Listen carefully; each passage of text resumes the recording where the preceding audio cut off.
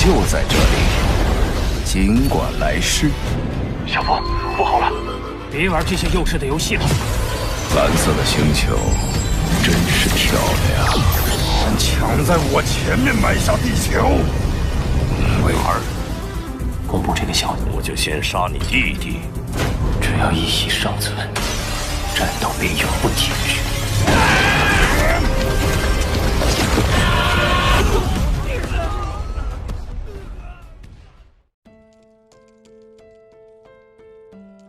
Ferry Rahma 25, Agung Sanjaya 13, Dihada 7462, Kairiska 7226, Albi Rosma 2266, Nadia Farhana, Ilham, Aurora Zul, Repsi 0255, Robi Yanuar 6206, serta semua penggemar alur cerita Donghua yang selalu stay tapi tidak berkomentar, dimanapun kalian berada. Bang Panjul doakan, agar kita semua selalu diberikan kesehatan, dan dicukupkan rezeki serta dimudahkan segala urusannya. Yang mana pada pembahasan kali ini, Bang Panjul akan kembali membawakan spoiler, atau bocoran Donghua Swallowed Star, part 220. Dan biar nggak kelamaan openingnya, maka segera siapkan headset kopi dan cemilan, serta carilah posisi rebahan yang paling nyaman, dan yuk, mari sama-sama kita sebutkan kata kuncinya. 3, 2, 1, gaskan. 在我地球者，出！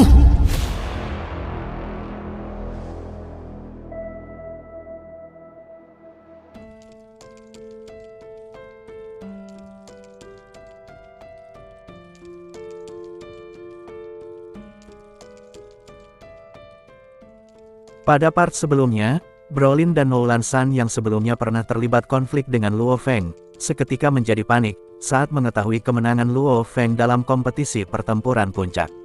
Bahkan, Nolan San sendiri sampai memutuskan, untuk pergi meninggalkan medan bintang Gunung Naga Hitam. Karena dengan statusnya saat ini, Luo Feng akan dengan mudah meminta bantuan pada para pejuang absolut, untuk menghabisi seluruh anggota keluarga Nolan. Di sisi lain di planet bumi, tampak para petinggi dan pemimpin dari 5 negara yang tercengang, saat melihat berita tentang Luo Feng, yang telah menjadi pemilik resmi dari galaksi Bima Sakti, yang di dalam satu galaksi itu sendiri, terdapat 210.000 planet yang otomatis seluruh planet itu telah menjadi milik Luo Feng, dan kebenaran informasi itu pun seketika dipertanyakan oleh para petinggi bumi. Karena menurut informasi yang telah mereka kumpulkan melalui jaringan informasi di alam semesta, hanya seorang yang kekuatannya telah mencapai tingkatan Tuan Sektor sajalah, yang dapat menerima sebuah galaksi sebagai hadiah. Sementara Luo Feng, yang saat ini kekuatannya masih berada di tingkat bintang, bagaimana mungkin bisa mendapatkan hadiah besar seperti itu? Namun walaupun demikian, berita tersebut tidak disebarkan pada masyarakat biasa. Karena faktanya, mayoritas dari masyarakat bumi masih belum mengetahui banyak tentang peraturan dan hukum yang berlaku di alam semesta. Di sisi lain di sebuah planet primitif yang tak memiliki teknologi sedikit pun, tampak Hong yang duduk bersila di sebuah pondok tua, perlahan-lahan mulai membuka matanya sembari berkata. Tidak disangka, kekuatan saudara ketiga benar-benar telah berkembang pesat, bahkan ia bisa menempati peringkat ketiga teratas di seluruh alam semesta. Dengan demikian, aku pun harus berlatih lebih keras agar tidak tertinggal jauh, ucap Hong, setelah mengetahui informasi tentang Luo Feng. Di sela itu, tiba-tiba Tuan Sektor Luo yang telah mengangkat Hong menjadi muridnya pun muncul di pondok tersebut, sembari mengajak Hong untuk meninggalkan planet primitif itu, dan kembali melakukan perjalanan luar angkasa. Di sisi lain di daratan berpasir planet Mars, tampak Dewa Petir yang telah mengetahui sepak terjang Luo Feng dalam kompetisi pertempuran puncak pun, terlihat berlatih dengan keras di bawah bimbingan Tuan Wu. Sial, lagi-lagi adik ketiga membuat terobosan dan makin melampaui kekuatanku, gerutu Dewa Petir yang terus berlatih dengan gila-gilaan. Walaupun saat itu Tuan Wu meminta Dewa Petir untuk beristirahat sejenak, namun Dewa Petir yang tidak ingin tertinggal jauh oleh Luo Feng, sama sekali tak menghiraukan perintah itu dan terus berlatih dengan keras. Sementara Sisan yang saat itu sedang bersama Luo Feng, Rongjun dan 3 peserta yang akan mewakili negara semesta Ganwu dalam pertandingan akhir, ia pun berkata pada 3 peserta tersebut. Besok kalian bertiga akan mengikuti pertandingan duel 1 lawan 1 untuk memperebutkan kuota yang tersisa, jadi akan lebih baik jika kalian gunakan waktu senggang ini untuk beristirahat. Sementara kau Luo Feng dan Rongjun, masih ada yang ingin aku diskusikan dengan kalian, ucap Sisan. Sesaat setelahnya, Tiga peserta lain pun segera bergegas meninggalkan Luo Feng dan Rong Jun, yang saat itu berdiri di depan Si San. Di sela itu, setelah perginya tiga peserta tersebut, Si San pun segera melepaskan aura penuh tekanan, yang membuat Rong Jun dan Luo Feng hampir tak bisa berdiri dengan stabil. Apakah kalian sudah merasa bangga dan kuat dengan peringkat yang telah kalian dapatkan? Ucap Si San, yang terus melepaskan aura penuh tekanan. Tidak, kami sama sekali tidak merasa bangga, sahut Rong Jun. Di sela itu Luo Feng juga berkata, ya benar kami sama sekali tidak merasa bangga, karena jika dilihat, secara garis besar kompetisi di ruang pelatihan itu sangat menguntungkan bagi seorang pembaca roh sepertiku, sahut Luo Feng. Mendengar jawaban itu, Si San pun segera menghilangkan tekanannya sembari berkata, Luo Feng benar yang kau katakan, karena dari 10 peserta yang menempati posisi 10 teratas, 8 diantaranya adalah pejuang pembaca roh, ucap Si San. Mendengar ucapan itu, Luo Feng pun sedikit terkejut. Di sela keterkejutan itu Si San kembali berkata, pada dasarnya kompetisi di dalam ruang pelatihan itu memberikan keuntungan besar bagi seorang pejuang pembaca roh, dan yang paling dirugikan adalah para peserta yang mengandalkan kekuatan hipnotis untuk mengalahkan semua musuhnya. Contoh besarnya adalah peserta yang bernama Jia Leixi, yang berasal dari klan Dewa Howling. Yang pada awal kompetisi, dia diprediksikan akan mampu untuk menempati posisi 10 teratas. Tapi faktanya, saat kompetisi di dalam menara pelatihan, ia malah mendapatkan peringkat 189.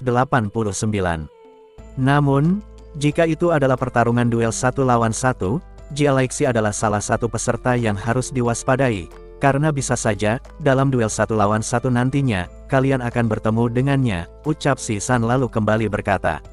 Sekarang beristirahatlah, dan tunggu sampai tiba giliran kalian untuk melakukan duel, ucap Si San, lalu meninggalkan Rong Jun dan Luo Feng. Sedikit penyampaian, berhubung alur cerita dalam plot ini sangat tidak teratur, dan bahkan dalam pembahasan part 219 terdapat beberapa kesalahan dalam pembahasan, jadi Bang Panjul akan memberikan sedikit penjelasan tentang kompetisi yang sebelumnya dilakukan di dalam menara pelatihan. Yang dimana dalam kompetisi ini sendiri, terdapat 7.300 peserta yang berhasil lolos dan akan melanjutkan pertandingan duel 1 lawan 1, untuk mencari 1000 jenius terbaik di alam semesta. Yang dimana 1000 jenius ini nantinya, akan kembali melakukan duel, untuk memperebutkan satu tiket untuk memasuki alam semesta primitif. Sementara untuk Luo Feng dan Rong Jun yang telah berhasil lolos dan menduduki peringkat di bawah 100, membuat mereka berdua serta 98 peserta lainnya, mendapatkan hak khusus dan tidak akan mengikuti kompetisi duel 1 lawan 1, yang duel itu sendiri bertujuan untuk memperebutkan 900 kuota yang tersisa, karena 100 dari 1000 kuota utama telah diambil oleh Luo Feng, Rong Jun dan 98 peserta lainnya, dan hanya menyisakan 900 kuota yang akan diperebutkan oleh 7.200 peserta. Aduh sumpah guys, dalam plot ini Bang Panjul cukup dibingungkan, jadi bagi yang belum subrek, langsung disubrek ya, biar Bang Panjul makin semangat buat menyusun alur ceritanya. Singkat cerita singkat pembahasan, hari pertandingan duel 1 lawan 1 pun telah tiba, di mana saat itu, Luo Feng, Rong Jun dan 98 peserta lainnya pun tampak duduk di kursi penonton, untuk menyaksikan pertandingan yang akan diikuti oleh 7.200 peserta.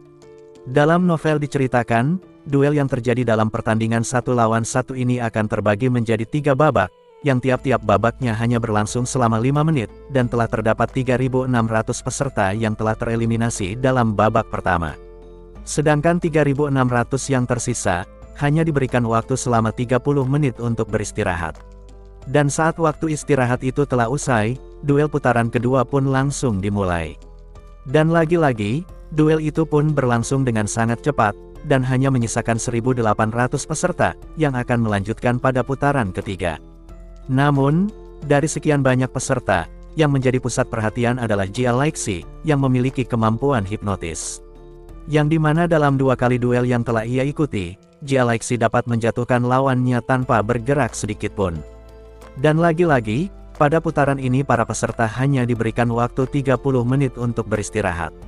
Dan saat putaran ketiga duel dimulai, tatapan Luo Feng dan Rong Jun pun segera terfokuskan pada pertempuran Jia Leixi, yang dalam pertandingan itu sendiri, lagi-lagi Jia Leixi dapat menjatuhkan lawannya tanpa melakukan gerakan sedikitpun.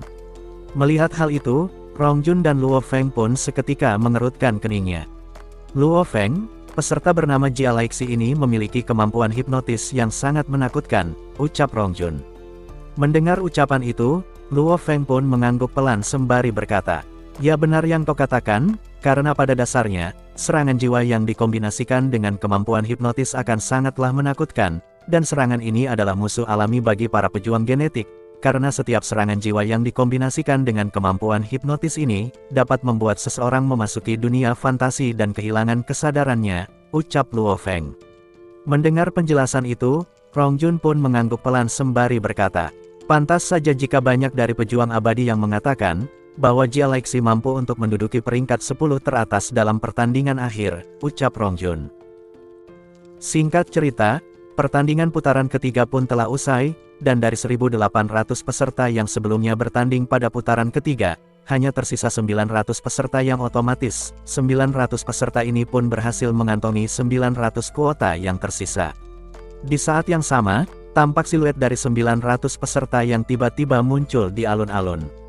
Di sela itu, tampak seorang peserta mengenakan jubah hitam yang memandang ke arah Luo Feng, dengan tatapan aneh yang seolah-olah terdapat sugesti dalam tatapan tersebut. Namun alangkah kagetnya si pria berjubah hitam yang tidak lain, pria itu adalah Jia Leixi, saat Luo Feng membalas pandangannya dengan tatapan mata menyerupai Golden Hornet Behemoth.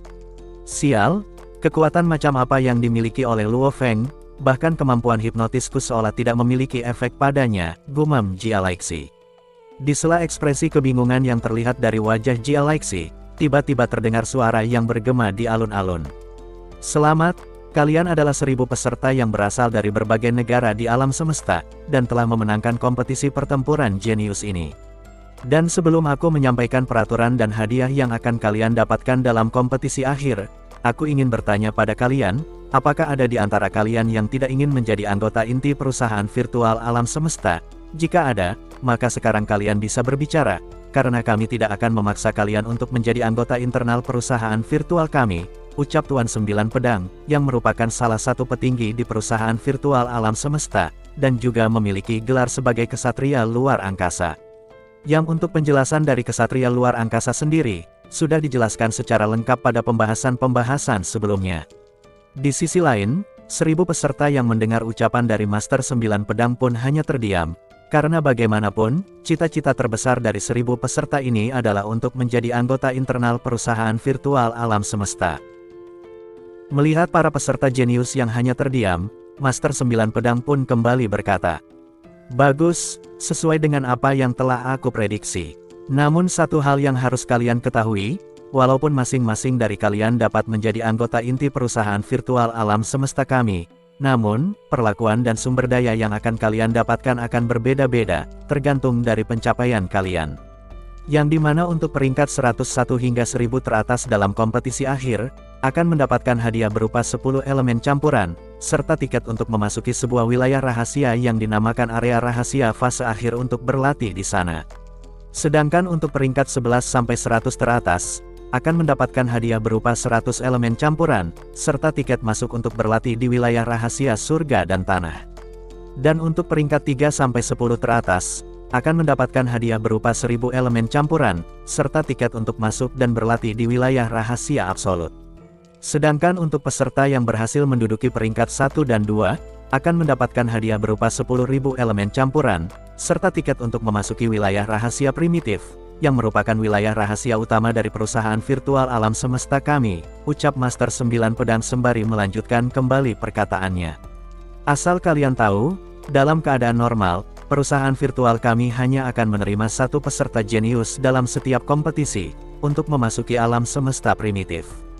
Namun, karena para peserta pada kompetisi kali ini benar-benar memiliki kemampuan yang luar biasa, maka para petinggi dari perusahaan virtual alam semesta memutuskan, memberikan satu tiket tambahan untuk memasuki wilayah rahasia semesta primitif," ucap Master Sembilan Pedang. Mendengar ucapan itu, para jenius yang berada di alun-alun pun seketika tercengang, bahkan di antara mereka pun ada yang tertawa sembari berkata, "Hahaha, aku tak menyangka, dalam kompetisi kali ini, pihak perusahaan virtual alam semesta cukup bermurah hati dan memberikan satu tiket tambahan. Padahal awalnya aku mengira, satu tiket untuk memasuki alam semesta primitif itu, hanya akan didapatkan oleh si bajingan bernama Bolan itu, kata salah satu peserta. Di sela itu Master 9 Pedang pun kembali berkata, baiklah, karena masih ada yang akan aku diskusikan dengan para pejuang abadi, maka pertemuan hari ini cukup sampai di sini, dan kalian semua boleh kembali untuk beristirahat. Sedangkan untuk aturan duel yang akan dilakukan besok, perusahaan virtual alam semesta kami telah mengirimkannya ke dalam komputer kuantum milik kalian, ucap Master 9 Pedang, lalu bergegas pergi menemui 1000 pejuang abadi, yang merupakan pengawas dari 1000 peserta yang akan melakukan duel akhir. Saat itu, di saat Master 9 Pedang telah pergi untuk berdiskusi dengan 1000 pejuang abadi, seketika Luo Feng dan 1000 peserta lainnya pun tercengang, saat melihat ke arah layar di pergelangan tangan mereka, yang saat itu menampilkan detail informasi tentang peraturan dalam duel terakhir yang berbunyi. Pada pertandingan akhir, sistem dari perusahaan virtual alam semesta telah memilih 100 jenius terbaik dari 900 peserta yang telah berhasil memenangkan duel 1 lawan 1 berdasarkan performa mereka, yang diantaranya ada Jia Leixi, Kapeng Te, Lasha, Leixi, Wei, serta 95 peserta lainnya. Yang dimana 100 peserta ini akan kembali melakukan pertarungan 1 lawan 1 melawan 100 peserta yang berhasil menduduki peringkat 1 sampai 100 teratas di dalam menara pelatihan, yang antara lain adalah Dewa Kematian Bolan, Luo Feng, Rong Jun, dan 97 peserta lainnya. Yang dimana 100 peserta yang kalah dalam duel nantinya, beserta 800 peserta lain yang tidak memiliki kualifikasi untuk melakukan duel 1 lawan 1, akan diberikan tiket untuk memasuki wilayah rahasia akhir, yang merupakan wilayah rahasia tingkat terendah yang dimiliki oleh perusahaan virtual alam semesta. Sedangkan untuk 100 peserta yang memenangkan duel, 20 dari mereka akan kembali dipilih oleh sistem milik perusahaan virtual alam semesta, dan akan kembali melakukan duel untuk mencari peringkat 10 teratas. Yang dimana peringkat 10 teratas ini, akan kembali melakukan duel untuk mencari juara pertama dan kedua, yang akan mendapatkan tiket khusus untuk memasuki wilayah semesta primitif. Melihat aturan yang secara tidak langsung telah merugikan 800 peserta yang tidak berhak untuk melakukan duel, Luo Feng yang mengerutkan keningnya pun berkata, sepertinya perusahaan virtual alam semesta benar-benar memiliki kepercayaan dan keyakinan terhadap sistem yang mereka miliki, bahkan sampai mempercayakan sistem mereka untuk memilih 100 dari 900 peserta, ucap Luo Feng. Namun, karena peraturan yang tertulis benar tidak merugikan baginya, saat itu Luo Feng hanya menggelengkan kepala dan lebih memilih diam. Lain halnya dengan 800 peserta yang tidak terpilih, yang secara otomatis, 800 peserta itu dianggap telah tereliminasi, dan jelas hal ini membuat para peserta itu tampak murka. Bagaimana bisa seperti ini? Mereka bahkan tidak memberikan hak bagi kita untuk berduel, bunyi diskusi dari para peserta yang tidak terpilih oleh sistem milik perusahaan virtual alam semesta. Di sela diskusi penuh amarah itu, tiba-tiba terdengar salah satu peserta bermata 3 setinggi 5 meter yang berteriak dengan keras. Tidak adil, ini sungguh tidak adil dan aku tidak menerima keputusan ini. Karena bagaimana bisa kalian melakukan kualifikasi dan mengabaikan kami hanya dengan mengandalkan sistem yang kalian miliki, ucap si pria bermata 3. Mendengar ucapan itu, seketika peserta lain pun ikut mengajukan protes. Ya benar, karena bagi kami, kualifikasi yang paling adil adalah dengan melakukan duel 1 lawan 1, ucap para peserta yang bergema di alun-alun, sembari melihat dengan tatapan marah ke arah Luo Feng beserta 200 peserta yang terpilih.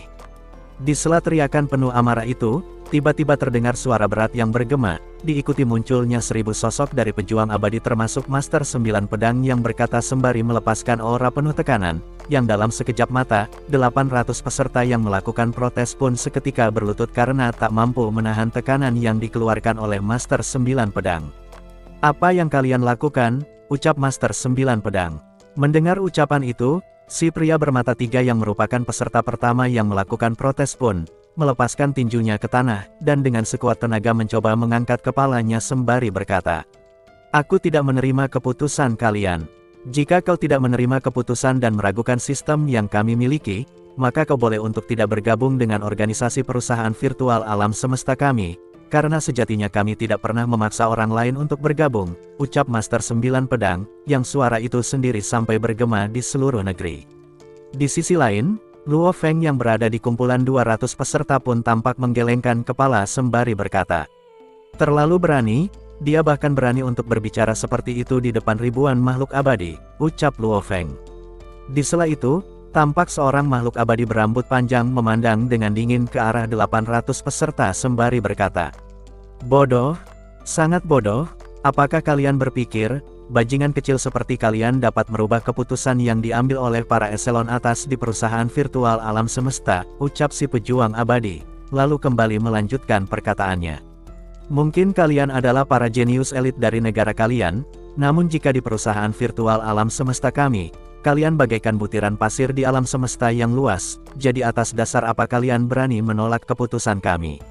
Namun, jika saja pernyataan itu disampaikan oleh si Dewa Kematian Bolan, mungkin kami akan sedikit mempertimbangkannya, karena bagaimanapun, dia adalah peserta utama yang telah ditetapkan untuk memasuki alam semesta primitif.